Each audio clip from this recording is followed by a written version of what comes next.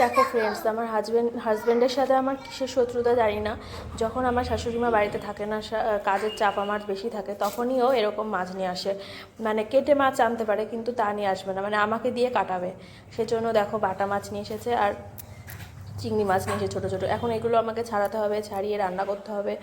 তার মধ্যে বাজার করে নিয়ে এসেছে, ছেলের জন্য লেবুগুলো নিয়ে এসেছে। তো ভাবলাম আজকে আলু বেগুন দিয়ে হচ্ছে বাটা মাছটা রান্না করি। তাও রান্না করতে করতে অনেকটা লেট হয়ে গেছিলো।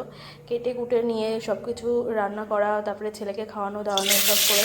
তো যখনই আমার শাশুড়ি বাড়ি থাকে তখনই ও খেতে পারতে আসে। কেন বুঝতে পারি না আমি এটা কেন করে। তো ফ্রেন্ড, সবাই কেমন আছো? আশা করছি সবাই খুব ভালো আছো, আমিও ভালো আছি। তো দেখো মাছটা রান্না করে নিচ্ছি, আলু বেগুন আর হচ্ছে কচুরমুখী দিয়ে করব। তো এমনি পাতলা করে ঝোল করব, বেশি কিছু দেবো না। তো এরকম করে বাটা মাছের ঝোল খেতে ভালোই লাগে, আর বাটা মাছের ঝালটা খেতেও ভালো লাগে। তো বেগুনটা একটু কেটে রেখেছিলাম বলে এরকম বেগুনের বীজগুলো এরকম কালো কালো হয়ে গেছে, বেগুনটা কচি ছিল। তো এবার মাছটাকে ভেজে নিয়েছি, দিয়ে এবার মাছের ঝোলটা করে নেব। আর বেশি কিছু করেছিলাম না, আর উচ্ছে ভাজা করেছিলাম। এটা কালকের ভিডিও আজকে দেখাচ্ছি। তো বাটা মশলার মধ্যে আদা আর লঙ্কা দেবো, আর জিরের গুঁড়ো দেবো, আর একটু কালারের জন্য হালকা কাশ্মীরি লঙ্কার গুঁড়ো দেবো।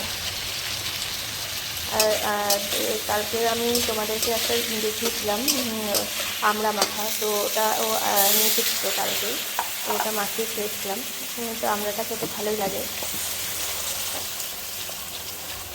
তারপর এখন জল ঢেলে দিলাম, দিয়ে কিছুক্ষণ ফুটবে, ফুটে উঠলে মাছটা দিয়ে দেবো, দিয়ে নামিয়ে দেবো। কালারটা কিন্তু খুব সুন্দর হয়েছিল, যেহেতু লাল লঙ্কার গুঁড়োটা দিয়েছিলাম কালারের জন্য।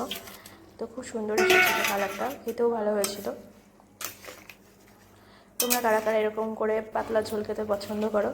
আমার তো বেশ ভালোই লাগে, মাঝে সাঝে সবসময় মশলা দিয়ে না খেয়ে একটু হালকা মশলা দিয়ে এরকম ঝোল খেতে আমার ভালোই লাগে। তো ভালো লাগলে লাইক কমেন্ট করে দিও। টাটা বাই বাই ফ্রেন্ডস, সবাই ভালো থেকো, সুস্থ থেকো। দেখো লুকটা কি সুন্দর এসছে, কালারটা। Tata bye bye.